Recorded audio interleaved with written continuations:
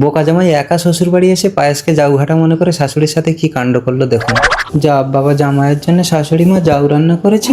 ছোটবেলা দিয়ে জাউঘাটা খেয়ে খেয়ে আর ভাল লাগে না। কি হলো জামাই, খেয়ে নাও। না, খাবো না, খিদে নেই। ওরকম বললে হয় বাবা, অল্প একটু মুখে নাও। ঠিক আছে শাশুড়ি মা, আমি অল্প একটু মুখে দিচ্ছি। হ্যাঁ, এটা তো জাউঘাটা না। আমার মা তো শুধু নুন দিয়ে জাউ রান্না করে। এটা পায়েস, চিনি দিয়েছে, দুধ দিয়েছে। বলছি শাশুড়ি মা, আজ আমি রান্নাঘরে শোবো। কেন বাবা, খাট আছে তো, খাটে গিয়ে ঘুমো। না, আমার খাটে শুতে ভালো লাগে না, আমার রান্নাঘরে শুতে ভালো লাগে। ঠিক আছে বাবা, তোমার যেখানে ভালো লাগে শুয়ে পড়ো। দেখি পায়েসটা। ঠিক আছে।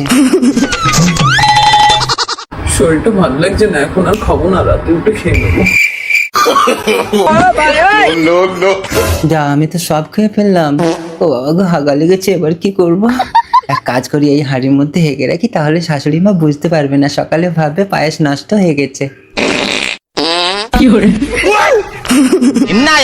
लेकिन ये साला कर क्या रहा है? ও মাগো, খুব খিদে পেয়েছে, কিন্তু রান্নাঘরে তো জামাই শুয়ে আছে। এত রাতে গিয়ে খেলে কি ভাববে?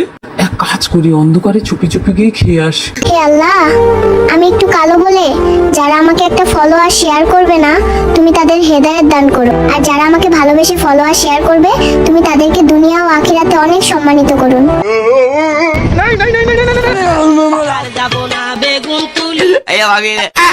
মা, এত বিশ্রী গন্ধ আর এত বাজে লাগছে কেন? এই জন্য তো জামাই খাচ্ছিল না।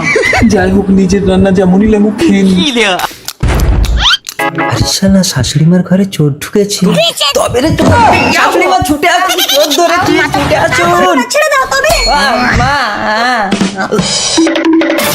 अच्छा চোর, পায়েস চোর। শাশুড়ি মা, শাশুড়ি মা, ও শাশুড়ি মা, ও মা। রান্নাঘরে পায়েস চোর ঢুকেছিল, আপনাকে ডাকছে, আপনি শুনতে পাননি? কি চোর ঢুকেছিল? কোথায়? ভয় নেই, চোর চলে গেছে। যা, চোরটা চলে গেল। যাক না, চোর, ওর যা হয়েছে, ও বমি করতে করতে মরবে। কি হলো? আমি তো জানতাম পায়েস চোর ঢুকবে, সেই জন্য আমি সব পায়েস খেয়ে নিয়ে হাঁড়িতে হেগে রেখেছিলাম। শাশুড়ি মা, ও শাশুড়ি মা, আপনি শুয়ে পড়লেন? রান্নাঘরে চোর ঢুকছে, আমার ভয় করছে, আমিও আপনার পাশে শুয়ে পড়ছি।